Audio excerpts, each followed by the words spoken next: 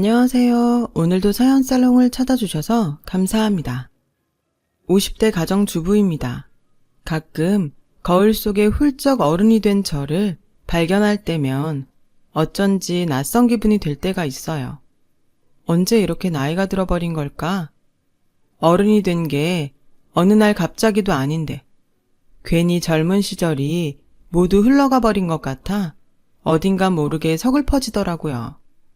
어렸을 땐 철없이 어른은 다 자유로운 것 같고 뭐든 할 수 있을 것 같아서 빨리 어른이 되고 싶었는데 막상 이렇게 인생의 절반이 흐르고 나니 가장 그리운 때가 그때인 것 같아요.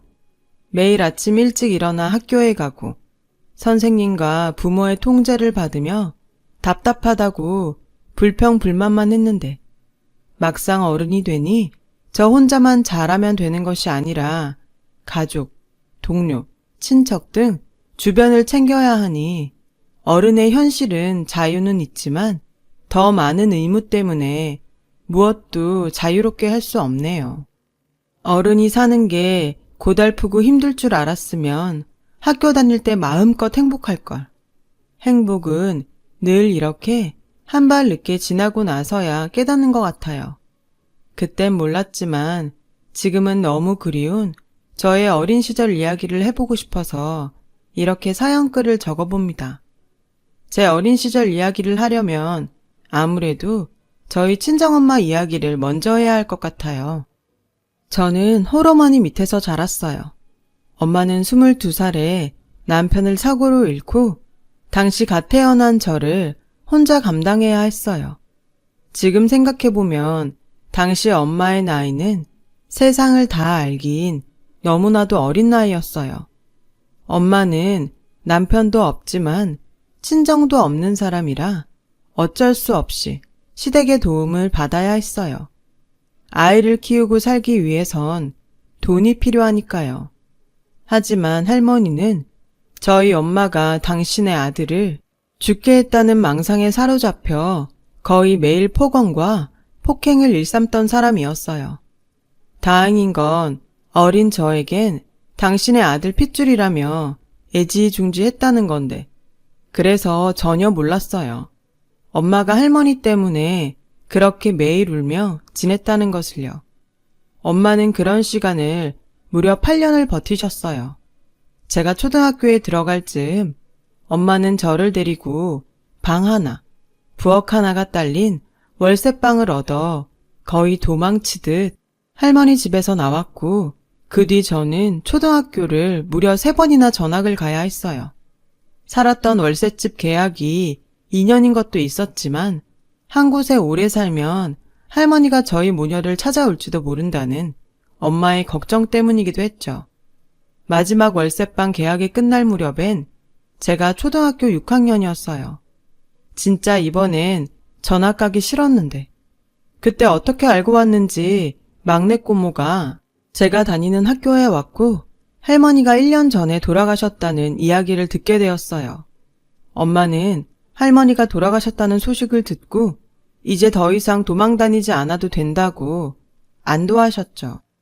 엄마와 할머니의 관계를 몰랐던 저는 나는 슬픈데 우리 엄마는 할머니가 죽은 게 저렇게 좋은가?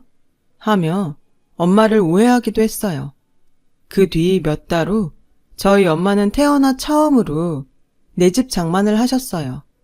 대단히 비싸지 않았던 작은 빌라였는데 집값의 절반도 넘는 대출금을 끌어안고도 집 장만의 기쁨에 엄마는 아빠의 사진을 꼭 끌어안고 펑펑 우셨어요. 그때 저희 엄마의 나이는 35이었어요. 이사 걱정이 없어진 엄마는 그 뒤로 매일 인생에 딱 2가지만 있는 사람처럼 매일 이 일 저 일 가리지 않고 돈을 버셨고 저에겐 그렇게 공부 잔소리를 퍼부으셨어요. 학원 갔다 왔어? 공부는 다 했어? 이번 시험에서 꼭 성적 올려야 된다. 행복은 성적순이 아니라고 했는데 그때 당시 저는 행복은 공부하는 시간에 반비례한다고 생각했어요. 그래서 저는 제가 세상에서 가장 불행하다고 생각했었죠.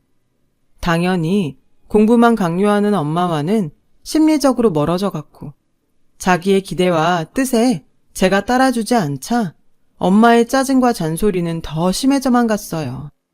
너 나중에 어른 되면 어떡하려고 이렇게 놀기만 해? 엄마도 힘들어. 엄마가 이렇게 고생해서 키우는데 네가 좀 알아서 잘해야 하지 않겠어? 내가 언제 놀기만 해? 그리고 내가 엄마한테 나 때문에 고생하라고 했어? 왜 나한테 그래? 너 지금 엄마한테 그게 무슨 말버릇이야? 엄마가 너한테 뭐 그렇게 대단한 거 바래? 그냥 학생이 공부 좀 열심히 하라는 건데 뭐가 잘못됐어?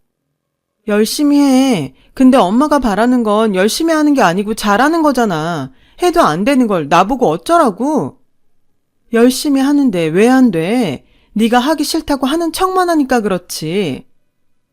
저는 엄마의 말에 억울하고 짜증나고 분했어요.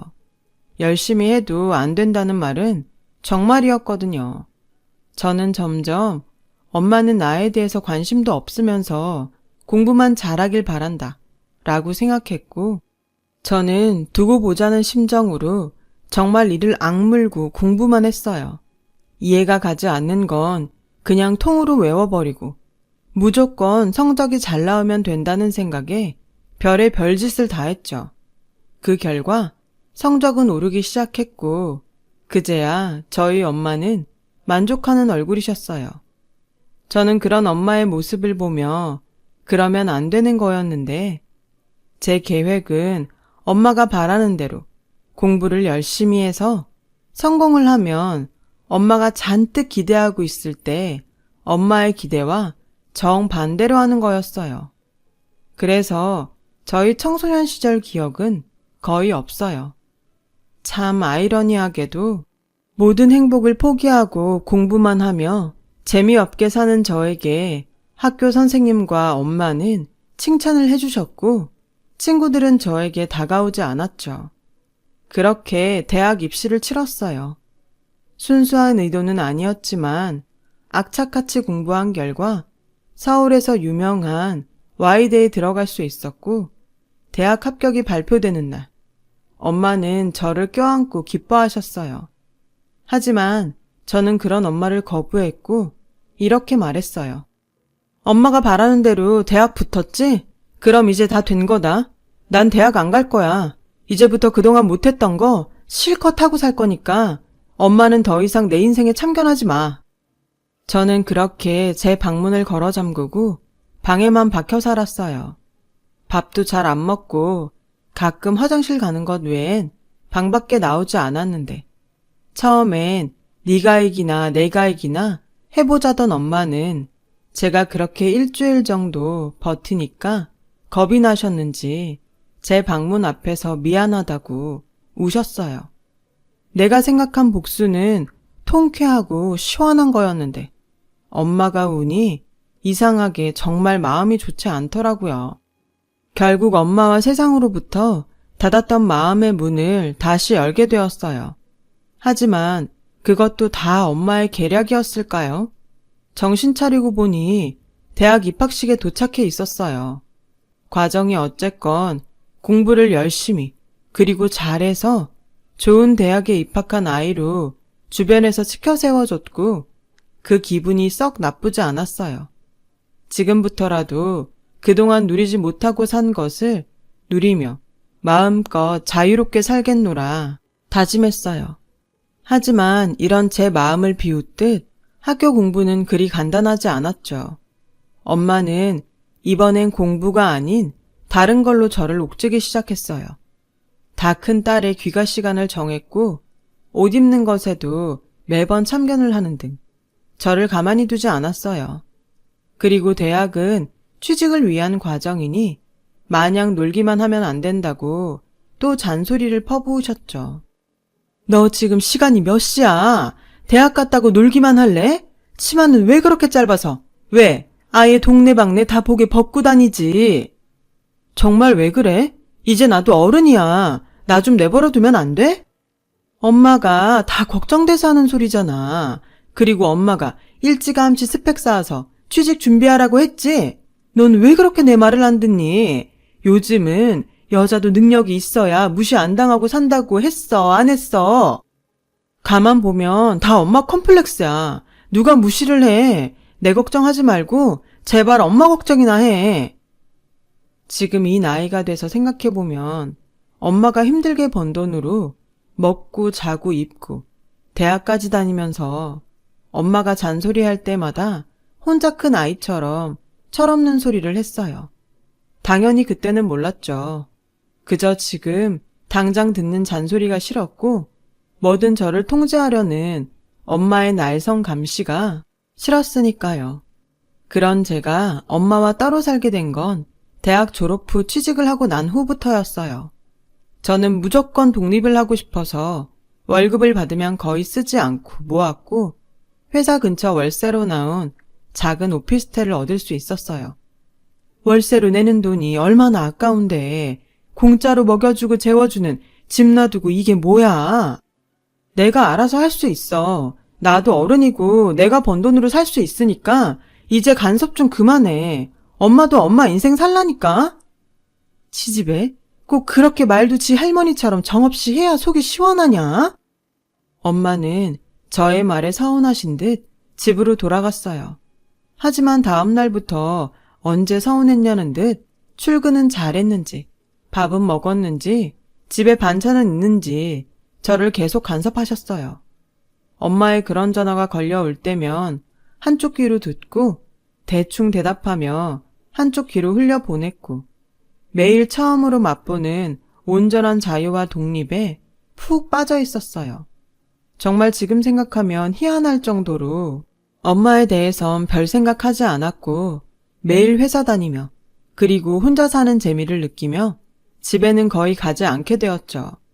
그런 와중에도 엄마는 거의 매일 전화해 집에는 언제 오냐고 물으셨어요. 그럴 때마다 바빠서 여유가 없다고 대답했고요. 저는 그때 당시 어차피 집에 가봤자 잔소리만 할 거면서 오라고 그런다고 생각했거든요. 회사에 들어간 지 3년이 되던 해, 거래처 회사의 인연으로 지금의 남편을 만나게 되었어요. 제가 만나는 사람이 생겼다고 엄마에게 말하자 그 뒤엔 엄마의 잔소리는 새로운 메뉴가 추가된 듯 업그레이드가 되는데 너 혼자 산다고 남자친구 막 집에 데려오면 안 된다. 엄마는 정말 지치지도 않아? 그만 좀 해. 내가 알아서 한다고. 나도 어른이잖아. 네가 암만 그래도 엄마 눈엔 애야. 아무튼 뭔가 좀 잘해. 여자 혼자 사는데 남자 들락날락하면 이상한 소문 돌아. 알았어? 이맘때쯤엔 엄마의 마음을 조금 알았어요. 하지만 제가 못된 딸이라 그런지 엄마의 마음을 알면서도 입에선 짜증 섞인 말들만 쏟아냈죠. 엄마는 내색하지 않으려고 했지만 제 말에 서운하다는 것을 느낄 수 있었어요. 하지만 그것과는 별개로 전처럼 마음 약해져서 엄마의 뜻에 따랐다가는 지금의 자유와 행복도 다시 뺏길 것 같았고 남편과 연애를 한 지 1년이 넘어가면서 그부터는 결혼을 선택하게 되었어요. 남편이 별론데 순전히 엄마에게 도망치기 위해서 한 선택은 아니었고 이 정도의 남자라면 결혼해도 좋겠다고 생각할 무렵 텔레파시가 통했는지 청혼을 받게 되었어요. 그렇게 양가 상견례의 날짜가 잡혔고 자주 통화해서 전혀 생각하지 못했는데 상견례장에서 오랜만에 만난 엄마의 모습은 제 기억 속의 모습과는 달리 조금 나이 든 모습이었어요. 엄마가 언제 저렇게 나이 들었지? 결혼을 앞두고 있어서일까요? 저는 엄마가 갑자기 측은해 보였고 상견례를 마치고 큰맘 먹고 엄마와 시간을 보내기로 결심했어요. 늘 지지고 볶고 살았으니 이번 기회에 모녀지간의 이야기도 좀 하고 서로 쌓인 감정도 좀 풀면 좋겠다고 생각했죠. 그런데 엄마는 너 결혼해도 일은 꼭 계속해라. 왜? 여자가 일도 안 하고 집에서 살림만 하면 노는 줄 알아. 그리고 비상금도 있어야 해. 괜히 돈 쓸 때 눈치 보이잖아. 엄마, 우리 그이 그런 사람 아니야. 그리고 나는 애기 낳으면 회사 그만두고 애기 키울 거야. 얘가 무슨 소리야. 여자가 들어앉아서 애나 키우고 있으면 가꿀 시간도 없고 망가지는 거 한순간이야. 그럼 남자는 딴 생각할 수도 있어. 엄마는 결혼 앞둔 딸한테 할 말이 그거밖에 없어? 난 엄마랑 달라. 내 손으로 내 애 키울 거고 무조건 하고 싶은 대로 살게 해줄 거야. 내가 엄마랑 사는 동안 얼마나 지옥이었는 줄 알아? 나 갈 거야. 결국 제 의도와는 다르게 엄마와 싸우고 제가 혼자 사는 집으로 돌아왔어요. 엄마는 그 후 꽤 충격이 크셨는지 매일 걸던 전화도 하지 않으셨고 저는 신경이 쓰였지만 엄마와 저는 자석의 N극과 X극처럼 서로를 밀어내는 무언가 있는 게 틀림없다고 생각하게 되었어요. 서로에게 상처만 되는 거 일부러 연락하지 않았어요.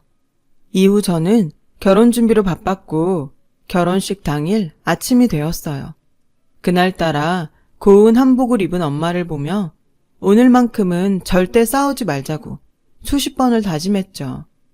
결혼식을 무사히 잘 치르고 신혼여행을 마치고 돌아온 날부터 전 이상한 기분이 들기 시작했어요.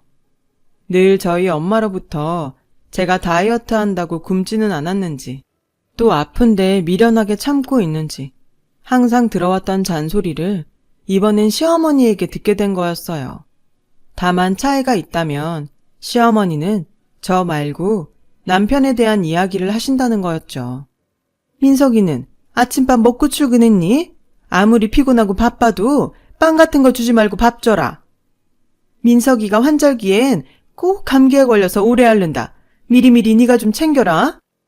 제 걱정도 아닌 남편에 관한 걱정을 저를 통해서 하는 시어머니의 전화를 받을 때마다 은근 불편했어요. 마치 당신이 아들을 위해서 내내 하시던 일을 제가 모두 물려받길 바라는 것 같았거든요. 그런 상황이 연출되니 예전에 저에게 잔소리했던 엄마가 생각이 나더라고요.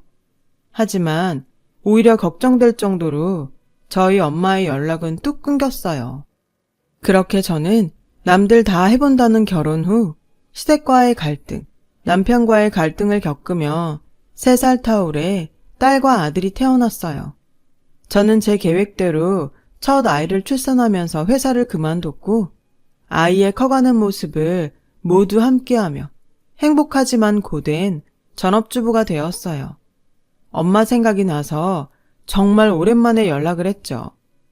너는 내가 그렇게 말렸는데도 기어코 회사를 그만뒀니?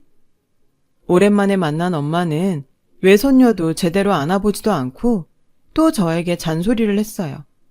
엄마는 오랜만에 본 딸한테 할 말이 그거밖에 없어? 그래, 그거밖에 없다. 어릴 땐 그래도 엄마 말을 좀 듣는 것 같더니 그 좋은 대학 나와서 왜 놀아? 놀긴 내가 얼마나 바쁜데 살림하지 애 키우지. 살림한다고 애 키운다고 누가 월급 줘? 지금이라도 애 엄마한테 맡기고 너 복직해. 애도 안 좋아하면서 됐어, 나 갈래. 왜 늘 우리 모녀의 대화는 이런 식일까요?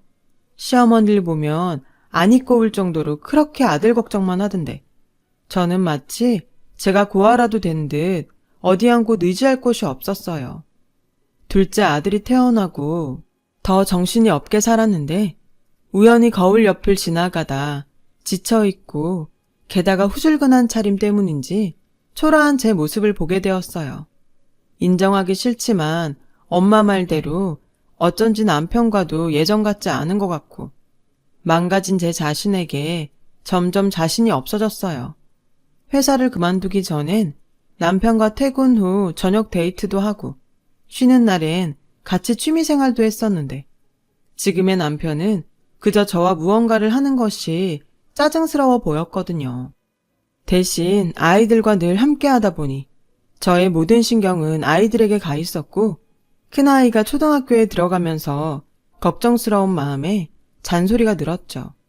큰아이가 사춘기가 되면서 제 마음처럼 되지 않자 저는 매일같이 아이에게 잔소리를 했어요.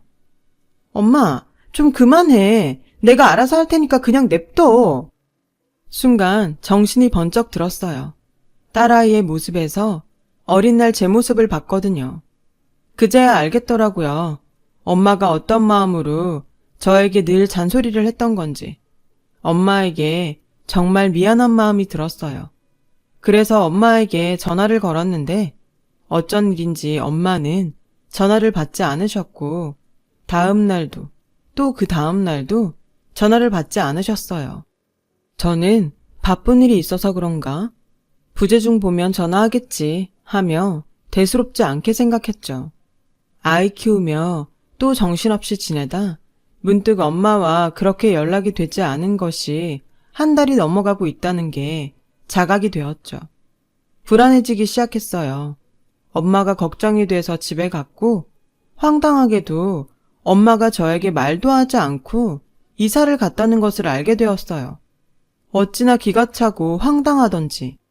진심으로 나는 엄마에게 고작 이 정도의 딸이었구나 싶은 마음에 저도 누가 이기나 보자는 심정으로 엄마를 찾지 않았어요. 그렇게 2년의 시간이 흘렀고요.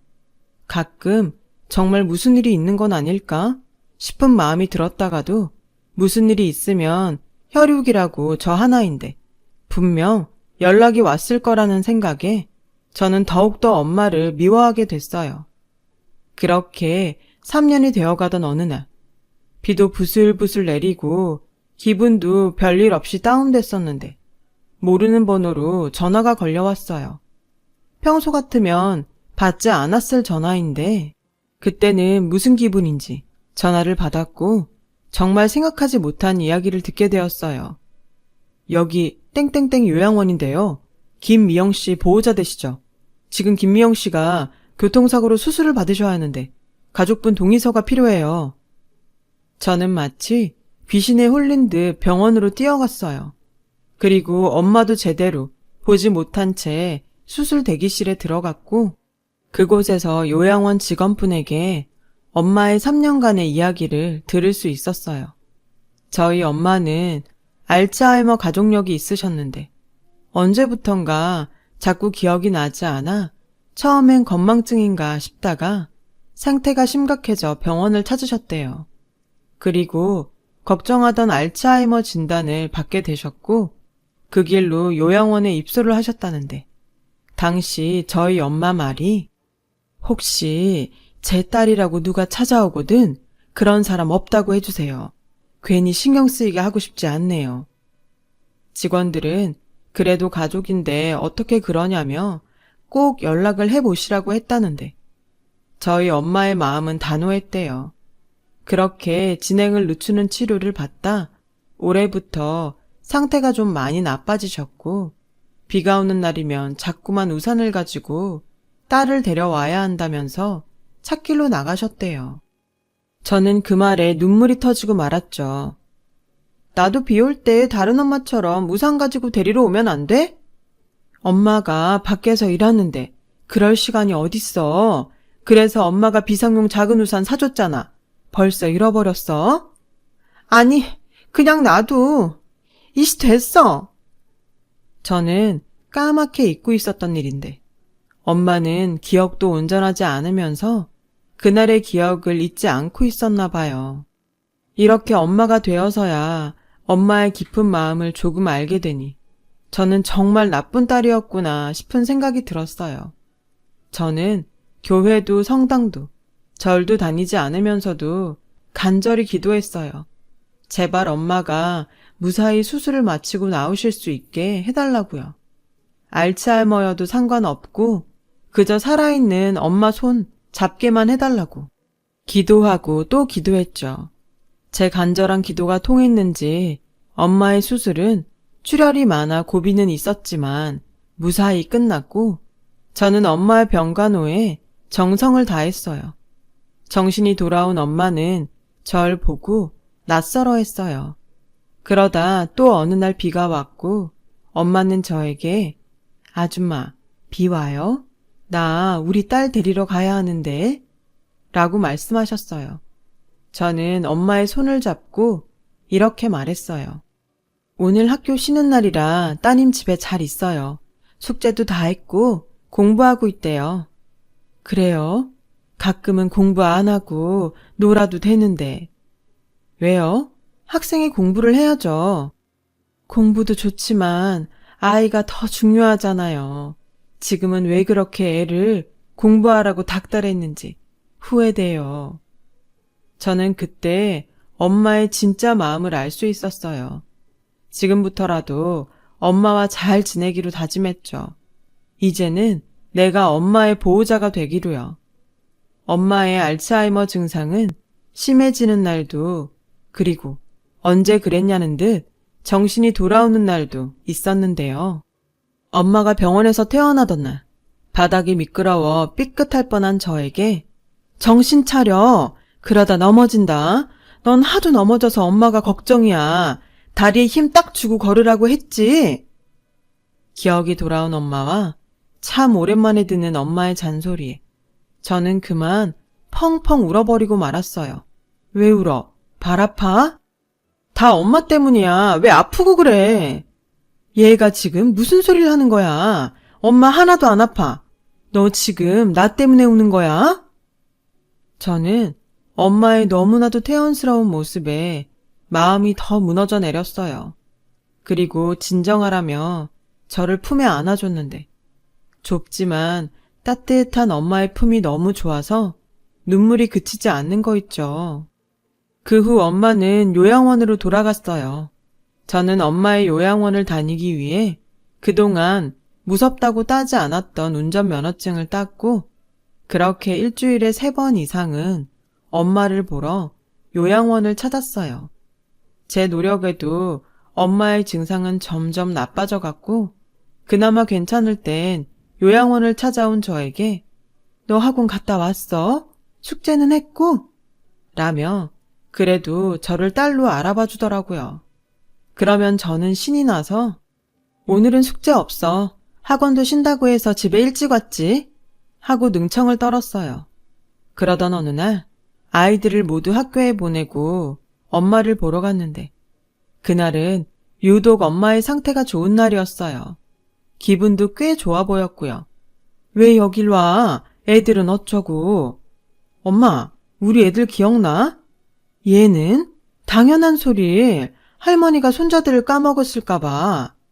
요즘 하도 까먹잖아. 그래서 다 잊어버렸나 했지. 너는 엄마를 뭘로 보고 엄마 아프다고 무시하냐? 저는 그 순간 아무 말도 하지 못했어요. 제 기억으론 거의 처음으로 엄마가 자신의 병을 인지하고 있었거든요. 엄마, 아픈 거 알고 있어? 야, 여기 시설 한 바퀴만 둘러봐라. 다 알지? 치매든 알츠하이머든 기억이 가끔은 돌아온다는 말을 듣기는 했지만 또 눈물이 났어요. 자주 보러 왔던 엄마의 모습인데 엄마가 너무 반가웠거든요. 그날은 기억이 돌아온 엄마와 헤어지기 싫어 돌아가는 시간이 늦어졌는데 집에 돌아가려는 저에게 엄마는 편지 봉투 하나를 건네주셨어요. 은주야, 이거 가져가. 엄마는 까먹어도. 너는 꼭 기억해줬으면 좋겠어. 이게 뭐야? 엄마 마음. 엄마는 환하게 웃으며 저를 배웅해 주셨어요. 어찌나 웃는 얼굴이 이쁜지 차를 한쪽에 세운 뒤 편지 봉투를 열어봤어요. 그리고 그 편지 봉투엔 엄마의 편지가 적혀 있었는데 태어나 처음으로 받아본 엄마의 편지였어요. 은주야, 오늘따라 예전 기억이 너무나 생생해.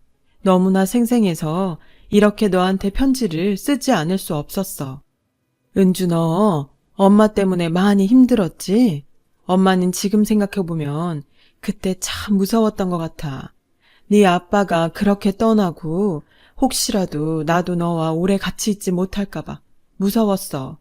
최대한 네가 행복하고 남에게 무시당하지 않았으면 좋겠다고 생각한 것들이 오히려 너를 괴롭혔던 것 같구나. 미안해. 엄마도 잘 몰랐어. 엄마도 엄마가 된 게 처음이잖아. 그냥 그 순간 너에게 했던 모든 잔소리를 그냥 다 너를 사랑한다고 하는 말로 기억해주면 안 될까? 나의 불안감을 나도 모르게 너에게 전달했던 서투른 엄마라서 정말 미안하다. 엄마가 너무 늦게 알아서 미안해. 그래도 은주야, 엄마는 엄마 자신보다 더 너를 사랑했어. 세상에 어떤 엄마가 자식을 사랑하지 않을 수 있겠어요. 세상에 존재하는 사랑 중에 가장 큰 사랑이 부모가 자식을 사랑하는 거라고 했는데, 저는 너무 늦게 그걸 알아서 엄마에게 미안해 차 안에서 한참을 울었어요. 그 후 저는 엄마의 가르침으로 달라지기로 결심했어요. 아이들에게 했던 잔소리를 줄이고 대신 제 마음을 그냥 그대로 이야기하기, 사랑한다고 하기로 했죠. 처음에 아이들은 엄마가 이상해졌다고 질색하더니 어느 순간부터는 자기들도 저에게 자신의 마음을 솔직하게 이야기하더군요. 달라진 아이들의 모습을 볼 때면 저는 엄마와 저도 진작에 이렇게 진심으로 이야기하는 법을 알았으면 얼마나 좋았을까 하는 아쉬운 마음이 들어요. 저희 엄마는 여전히 시설에 계세요. 다행히 증상이 많이 나빠지지 않으셔서 어쩌다 한 번은 기억이 돌아온 엄마를 만나기도 해요. 기억이 돌아온 엄마도 반갑지만 전 엄마의 편지를 읽은 후로 엄마가 어떤 모습과 어떤 이야기를 해도 이젠 놀라거나 슬프지 않아요. 엄마가 말한 것처럼 저에겐 모두 사랑한다는 말로 들리니까요. 그렇게 생각하니 저는 정말 엄마에게 수천 번, 수억 번 사랑한다는 말을 들었네요. 부디 엄마에게 오랜 시간 잔소리를 들을 수 있기를 바라며 제 긴 사연을 마칠게요. 지금까지 저와 저희 엄마 이야기를 들어주셔서 고맙습니다. 사랑하는 가족들과 진심을 나눌 수 있는 하루 되시길 바랄게요. 여러분, 사연 댓글에 응원과 현명한 조언 부탁드려요. 좋아요와 구독은 저에게 큰 힘이 됩니다. 오늘도 좋은 일 가득하세요.